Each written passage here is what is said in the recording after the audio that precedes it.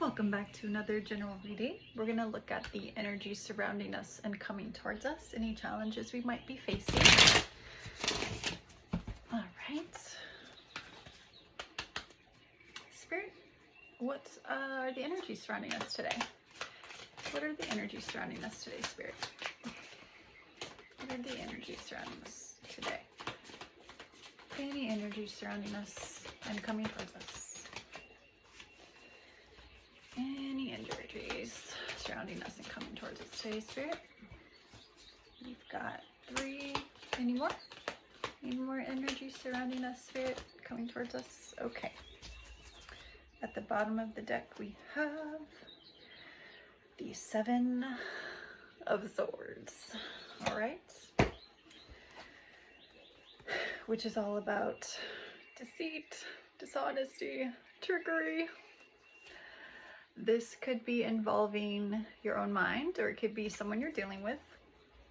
And then we also have the 8 of Cups, which is about walking away and letting go of the deceit. And we've got the 9 of Cups, the Hanged Man, and Queen of Wands. All right, so the 9 of Cups, the energy coming towards us is wish fulfillment, realizing our dreams, happiness, contentment, and success. In order to get there, we need to get past this indecision. We need to not be a martyr, not self-sabotage, not be narrow-minded. We have to open our mind and expand our perspectives, do the inner work to change our perspectives, see the overall picture. Get out of your self-imprisonment, okay? Stop lying to yourself. Stop telling lies. Free yourself. Walk away from all of that. And we will walk towards our wish fulfillments. And we have the Queen of Wands. She's energetic and strong and courageous. So if we're in that energy, we will be able to walk away and let go, and we will reach our wish fulfillment. Yes, love it. Okay, wish fulfillment. Spirit, can you tell us about what we can expect with the wish fulfillments? What area of life? What do we have coming towards us as far as wish fulfillment? Spirit, please. What do we need to know about the wishes that will be fulfilled for us? What wishes? Please clarify the wish fulfillments for us. Spirits, please. All right. We had 1 fallout. And at the bottom, we have the Hanged Man. So this is the 6 of Cups. So 6 of Cups and the Hanged Man. 6 of Cups is about a wish come true. Awesome. Having a lot of contentment and satisfaction, emotional stability, luxury, and being grateful for our blessings. And the Hanged Man upright is about surrendering. Letting go of the past, having those deep insights, the enlightenment, thinking differently than we did before. Wonderful. And we also have the King of Cups, which is about being emotionally balanced, compassionate, diplomatic, having self-control, having balance, good leader, tolerance, and empathetic. Wonderful. So we know where we're going. We also have the 6 of Wands at the bottom here. And this is public recognition, victory, progress, self-confidence.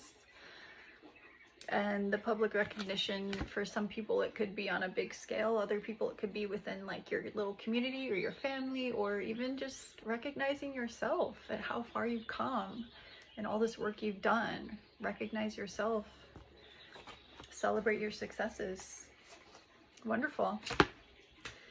All right, let's take something from our archetypes.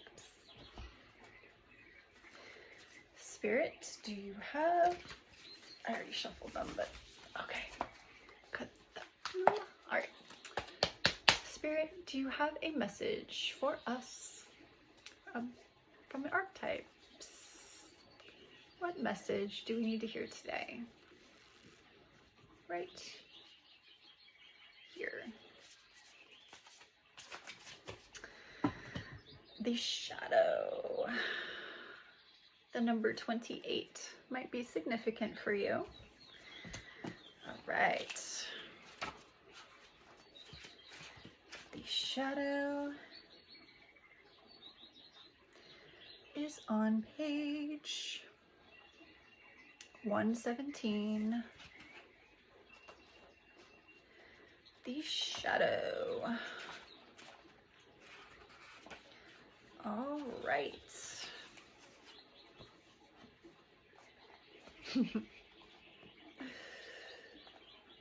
The unspeakable, the unwelcome, the denied. I think I know where this is going. Although every card in the archetypes deck has a shadow potential, this card asks us to delve into the qualities of the shadow itself. We often think that the shadow can be purified, illuminated, and made right through effort and achievement. However, it is typically the case that our lofty pursuit of ascension and perfection is the very source of shadow material itself.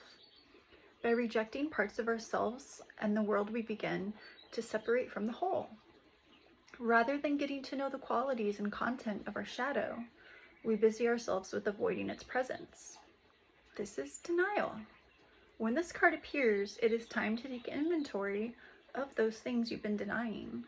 When the mind responds with, "No, anything but that," you are touching shadow. Find support for this deep inner work and move towards the shadow with patience and compassion. Contemplate the following scientific observation. The closer an object, a person, place, or community, is to the light, the longer the shadow it casts. And when light, revealing unconscious aspects of the self and the world. When in dark, then you're denying it. You're denying conscious aspects of the self and the world. So yeah, this is all like, stop deceiving yourself, stop the lying to yourself, stop self-sabotaging, get out of the indecision and start walking away from that. Face your shadow. Walk away from the lies, and we will have our wish fulfillment. Wonderful. Thank you, Spirit. That was beautiful. Let's take a look at our Celtic Spirit. What message do we have today, Spirit, from the Celtic Spirit? Any messages today, Spirit, from the Celtic Spirit? From the Oracle deck? Let's see. What messages today? Right here. The Morrigan. Power, courage, and strength. Exactly. We need to have the courage and the strength to move past those lies that we tell ourselves. The number 24 might be significant for you. So this is going to be on page 75. Okay. Ooh. The birds in the background. Look at that. All right. The goddess of death. As frightening as it sounds, the Morrigan Way may be one of our oldest Celtic goddesses and should really be seen as a keeper of death. She helps with the transformation. She is also seen as a healer and a triple goddess due to her many aspects of the maiden, mother, and crone. I met her in a journey once, and she was a gentle, caring being. Her message to me was this: as she drew what looked to be a medicine wheel in the sand with the moon cycles around it, there is war within peace and peace within war. The two are interdependent, like all cycles, just like the yin-yang. War is not to be feared. It is a natural part of life.